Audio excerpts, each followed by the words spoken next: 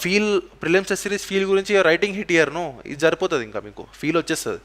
మిగతావి 40 ఇక్కడ 10 నుండి వచ్చేసినాయి అనుకోండి ఫుల్ లెంత్, మిగతా 40 ఆన్లైన్లో డౌన్లోడ్ చేసుకొని ఇంట్లో ఇస్తారో లైబ్రరీలో ఇస్తారో మీ ఇష్టం.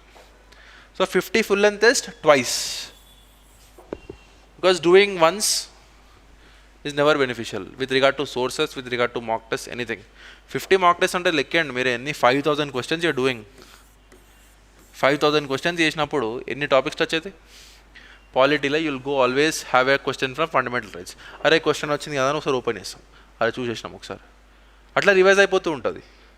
Revise through previous year questions, revise through mock test, that will be easy. And మెయిన్స్లో don't focus much on giving full and test now. Pre to mains time 3 months చాలా ఎక్కువ, అప్పుడు ఏం చేయనీకి ఉండదు యాక్చువల్లీ. నేను ముందు కంటే మెయిన్స్ ముందే ఖాళీగా ఉంటాయి ఎక్కువ.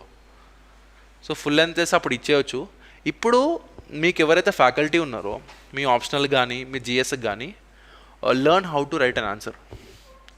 నాకు తెలిసి ప్రతి క్లాస్ తర్వాత if sir is not telling answer writing, రోజు ఒక క్వశ్చన్ డిస్కస్ చేయమని చెప్పండి వాళ్ళని. Tell them to discuss 1 question every day answer writing. Sir how will you answer this question? అట్లా ప్రాక్టీస్ చేస్తుంటే మెంటల్ ప్రాక్టీస్, నేను నాకు మాట్లాడినట్టు మెంటల్ ప్రాక్టీస్ డెవలప్ అయిపోతుంది. అప్పుడు రైటింగ్ ప్రాక్టీస్ పెద్ద విషయం కాదు. ఇప్పుడు I'll give an example. English మాట్లాడడం, నేను my mother tongue is Telugu. Generally మన మైండ్ ఏ భాషలో ఆలోచిస్తుంది? తెలుగు. ఇంగ్లీష్ స్పీకింగ్ డిఫికల్ట్ ఎందుకు అవుతుంది? తెలుగులో ఆలోచించాలి, కన్వర్ట్ చేయాలి, మాట్లాడాలి. అదే నువ్వు ఇంగ్లీష్లో ఆలోచిస్తే, సో గేమ్ అంతా అక్కడనే ఉంది. డైరెక్ట్ ఇంగ్లీష్లో ఆలోచించినప్పుడు ప్రాబ్లం ఉండదు. సో ఆన్సర్ రైటింగ్ కూడా అంతే. ఒక్కసారి ఆన్సర్ రైటింగ్ పట్టేసుకున్నాం అనుకోండి, ఈ ప్యాటర్న్ నాకు అర్థమైంది రవి, ఇంట్రో బాడీ కన్క్లూజన్, ఈ ప్యాటర్న్ నాకు అర్థమైంది. పొలిటికల్ సైన్సా సోషాలజీయా డజంట్ మ్యాటర్, అన్నిట్లో ఇదే రాసేది. ఇలా పాయింట్స్లో రాస్తాం, మళ్ళీ ప్యారల్లో రాస్తాం, అలా పాయింట్స్లో రాయాం ఎవరు. Don't prefer writing in points in optional subjects particularly. కొత్తగా వచ్చిన వాళ్ళు చాలామంది చెప్తారు డయాగ్రామ్లు గీయండి. కొన్ని కోర్సెస్ స్టార్ట్ అయినాయి యాక్చువల్గా డయాగ్రామ్స్ గురించి.